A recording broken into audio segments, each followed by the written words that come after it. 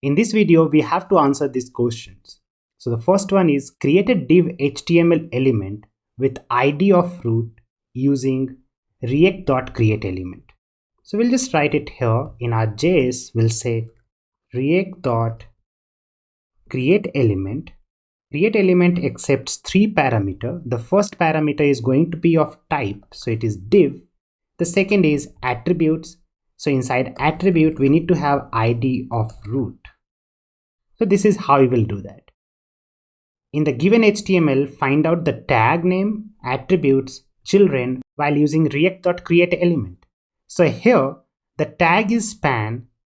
The attributes are class and ID with a value of subheading and main, and children is hello react element. Because we have talked about it. So whenever you are creating any element using react.createElement, everything that comes between the open and close bracket is what a children is. So hello react element is a children, class and ID is the attribute, and span is the type. Create a h1 react element with the text hello react and class heading. So we'll do the similar thing. We'll just go down here, react.createElement of type h1. The attribute we need is class name is going to be heading, and the children that we are going to have is the text that is hello react. Moving on to next, convert this react element into HTML element and JSX. So for HTML, we'll just say HTML looks something like input of type checkbox, and placeholder is going to be what are you learning. So this is our HTML. Similarly, if we want to write JSX, there is a very minor difference between that. So I'll just comment it out because it is saying JavaScript here, so it will not understand. So the difference between HTML and JSX is going to be very minor. And that difference is, in HTML, it is optional to close this element, or it is also known as self-closing element. But in JSX, nothing is a self-closing element. So you'll have to close it like this. Now this is a valid JSX. This one is valid HTML but not JSX. And these are some of the differences between JSX and HTML. Using React DOM, render the element created in step 4 into DOM. So we'll just say JS, and whenever we want to render anything, we use React DOM dot render. And render function takes two parameters. The first parameter is what do you have to render. So say for example, we have to render this. So we'll pass this as first parameter. The second thing, where do you want to render? So we have to render it div with an ID of root. So we'll say document.query selector, and here we'll pass ID root. Moving on to next, convert the following HTML element into React element using react.createElement. After converting to react.createElement, convert the code to JSX. So this is our HTML. We have to convert it into JavaScript. So here we'll write it down JS and we'll convert this. So to convert it, the first thing we need to do is to create a div. So we'll say, so first thing we'll say is react.createElement. We have to create an element of type div, and it also needs to pass an attribute of class name. Whenever you're passing class inside react.createElement, you always pass class name. It is container. And how many children are there? So 1, 2, 3, and 4. So let's go ahead and pass the second one, and we'll say react.createElement. It is going to be image element, and it is going to have a src as an attribute. And for src, I'm just going to write empty string here, but you can replace that with this image. Now, after doing image, we need to do input p span. So here we'll say input. This is going to be p. This is going to be span.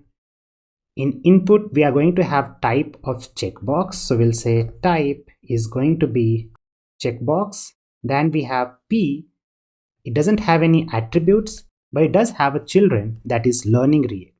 So this will go as third parameter. Moving on to next is span. Span also doesn't have any attributes, so it will be null, and third parameter is going to be delete. So this is how it will look like in React.createElement. Whenever you want to convert this HTML into JSX, we'll have to go through transforming into JSX. So we'll change class into class name. SRC, we have it. And this is already self-closed. Self-close image can be a self-closing element, but in JSX, you have to close it. Similarly, in input, you also have to close it. And everything else is okay. So this is JSX. Moving on to next, convert the following HTML element into React element using React.createElement. After converting to React.createElement, we also have to convert it into JSX. Copy this from here and we'll paste it. So the first thing we need to do is have div. Inside that we are going to have 1, 2, 3 and 4 children. So we'll have div. It doesn't have any attributes, so I'll change it to null. Let's delete this part. Now next what we need to do, we need to first create 1, 2, 3, 4. So it is div h2 and ul. So we'll say div h2 and ul. So this is going to be div. This is again going to be div. This is going to be h2 and this is going to be ul. Now this has a class of preference. So we'll go ahead add class name to be preference. Here it is also having a class of preference. So we'll say class name is going to be preference. Then we have h2. So it is going to have children, no attribute. So we'll pass null and this is our children attribute. Similarly, ul has nothing. So we'll just remove this. Now let's look at the children. So children of first div is going to be label and input. We'll say React.createElement and it has 2 children. So we'll write it 2 times. The first one is going to be label, second one is going to be input. So we'll say label and this one is going to be input. Label has an attribute of for and children of do you like cheese. So we'll pass second attribute and for becomes HTML for. And it also has the last attribute that is going to be do you like cheese. So here let us break it down. Say tab and HTML for is going to be cheese. And similarly what I'll do, and quickly I'll just convert all of these properties into React.createElement.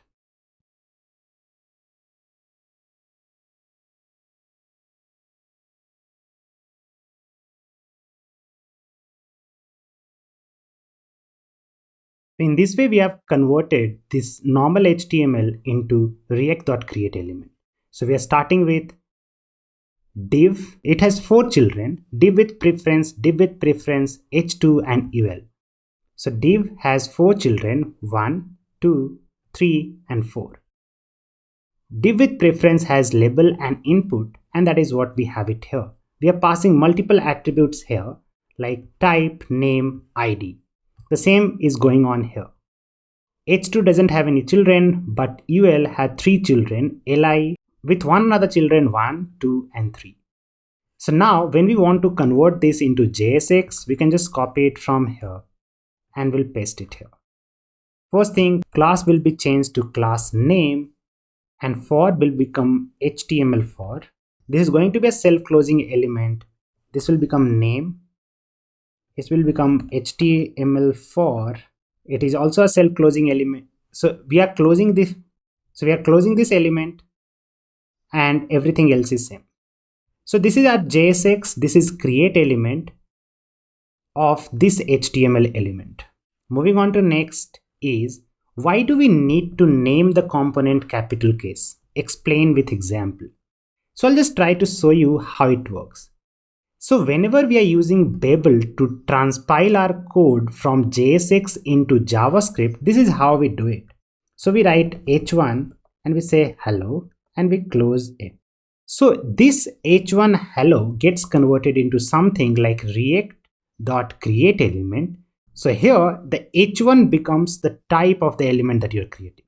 What if you want to create a component? So you can just say function and the name of the function is app and it does nothing, say for example, and I want to render that also. So what you do normally, you say app, right? This is how you want to render it.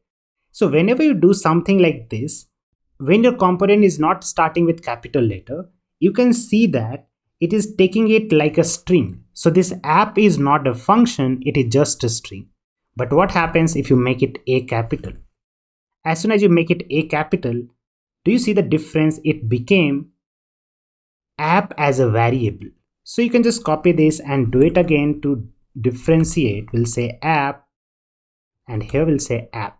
Now try to understand the difference. When you say h1, h1 goes like a string. Here function app means app is a component. Because A is not starting with capital letter, React.createElement, Babel thinks that it is just a normal HTML element and it converts it into a string. But whenever you have your function name or the component name starting with capital letter, it treats them like a variable. That is a difference, and that is the reason we have to name our component starting with capital letter. So in this way, we completed this exercise. We got to understand the difference between HTML, React.createElement, and JSX.